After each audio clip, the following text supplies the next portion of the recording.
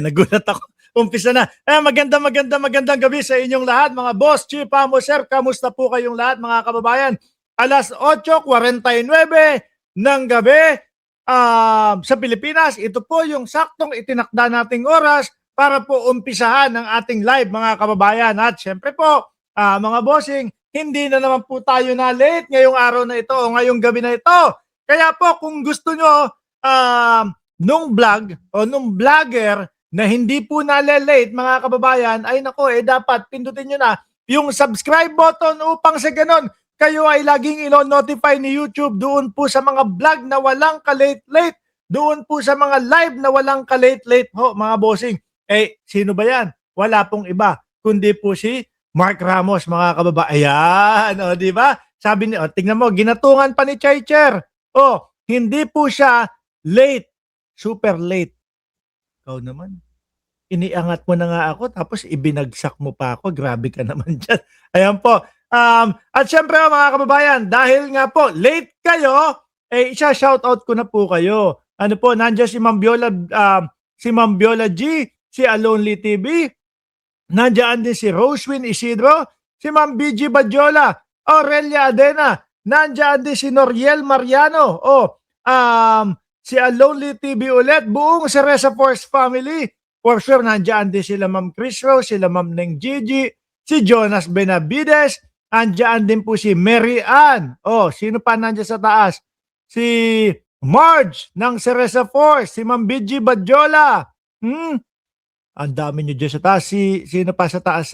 Dyan sa taas? Si Annalyn Ando, nandiyan din po. Caroline Makino, mga kababayan. At yun, buong Cereza Force family ulit, mga bossing. Umpisahan na ho natin ito, mga bossing. Ay nako, ito para po doon sa mga maghahagilap, maghahanap kung nasan ang presidente sa panahon po ng sakuna. Ayan, binisita nga ng Pangulo. Yung Jensan, binisita ng Pangulo. Yung Mindanao, mga boss, chief, amo, sir.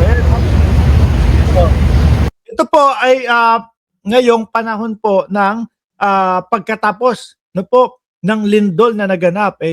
Kung meron man po mga nasaktan at kung meron man pong mga naulila, kami po ay nakikiramay sa inyo. Pero lagi niyo pong pakatatandaan, sa gobyerno ni Pangulong Bongbong Marcos, lagi po kayong aalalayan at lagi po kayong susuportahan at hindi po kayo tatalikdan o tatalikuran ng gobyerno ni Pangulong Bongbong Marcos.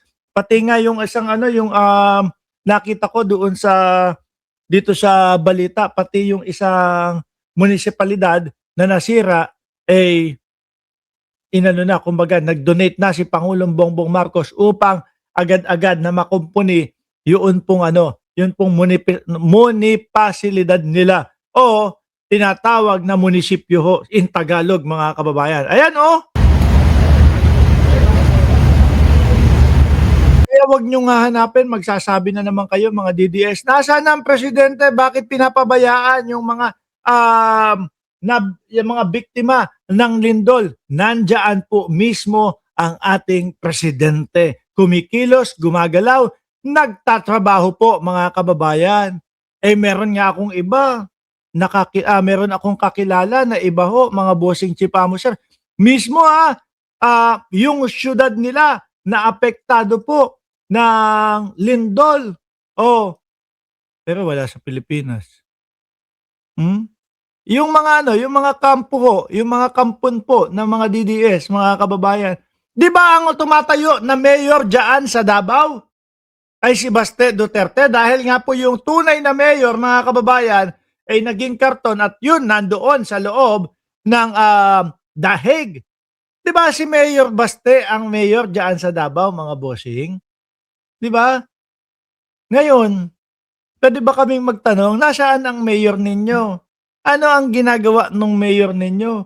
Kasi nakita namin dito sa balita na si Barbie daw po, mga kababayan, ay naispatan daw po sa China immigration. Ibang klase, Addictus Rex.